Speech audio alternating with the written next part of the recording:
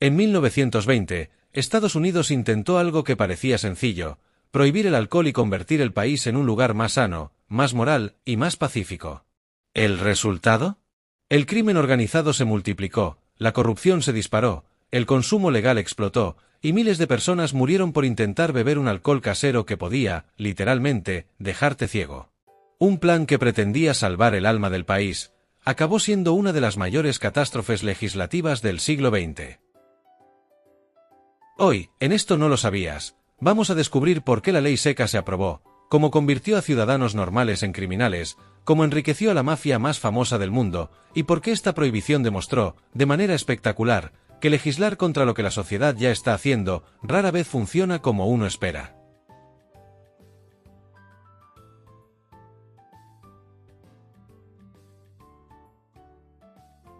A principios del siglo XX, el alcohol en Estados Unidos estaba por todas partes. No solo en bares o tabernas. Muchos trabajaban con una botella cerca, la gente bebía en casa, en el trabajo y hasta en reuniones públicas.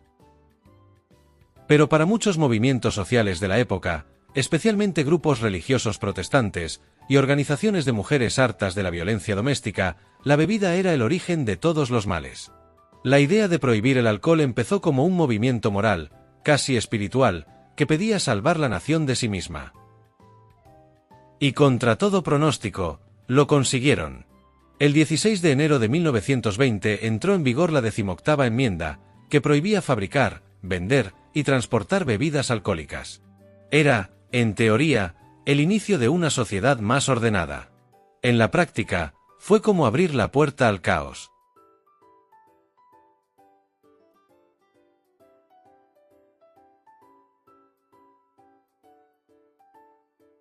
La ley seca no surgió de la nada.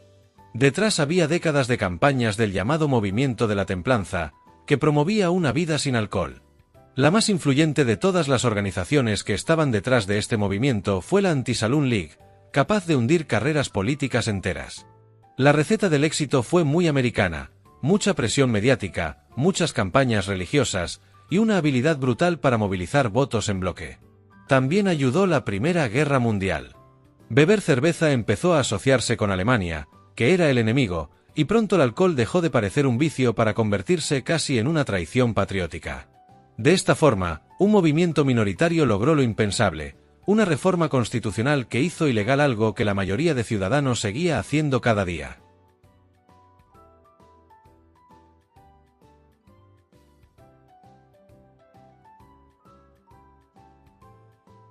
El primer gran error de la ley seca fue asumir que la gente dejaría de beber por decreto. El segundo fue creer que la policía podría controlar la situación. Pero los estadounidenses no solo siguieron bebiendo, sino que además inventaron nuevas formas de hacerlo. Los bares clandestinos, llamados speakeasies, florecieron como setas. Solo en Nueva York había en torno a 30.000 locales ilegales. Para entrar se necesitaba contraseña, contacto y discreción. Esa cultura prohibida creó una estética que hoy sigue siendo icónica: música jazz, luces bajas, cócteles improvisados y una mezcla de glamour y delincuencia que parecía sacada de una película de gángsters. La ley seca no eliminó la bebida. La hizo más atractiva.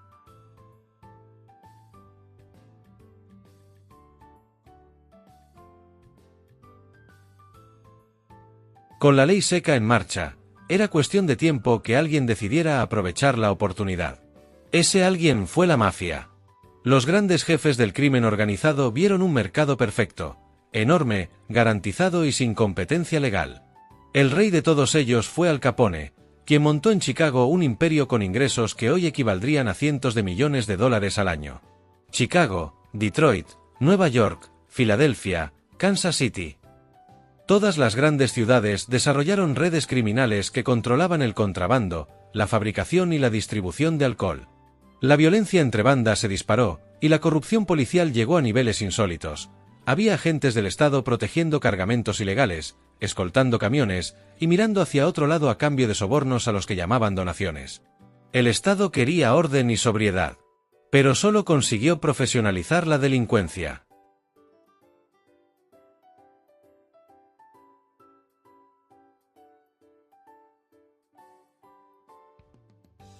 Como fabricar alcohol legal era un delito, mucha gente empezó a producirlo en casa. Y aquí llegó el horror. Algunos destiladores clandestinos no filtraban los alcoholes correctamente, lo que generaba bebidas con metanol.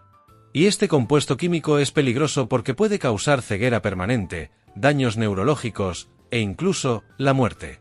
Solo en los años 20 murieron miles de personas por beber alcohol adulterado. El gobierno, en un movimiento que hoy suena inhumano, incluso ordenó envenenar químicamente parte del alcohol industrial para disuadir de su consumo. Esto, por supuesto, solo sirvió para aumentar el número de víctimas mortales. Así, una ley diseñada para proteger a la población estaba dando exactamente los resultados contrarios.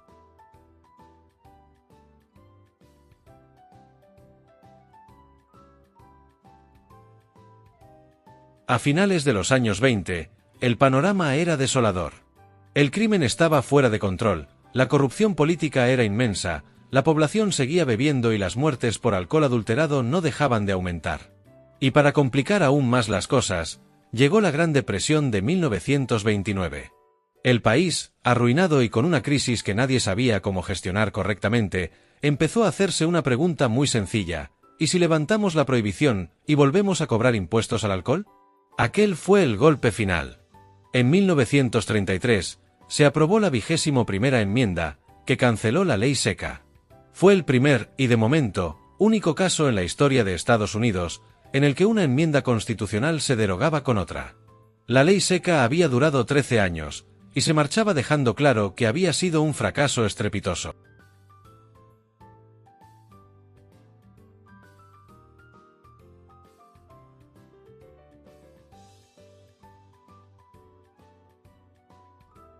La ley seca nos dejó una lección gigantesca: prohibir por decreto conductas que millones de personas desean seguir haciendo casi nunca funciona.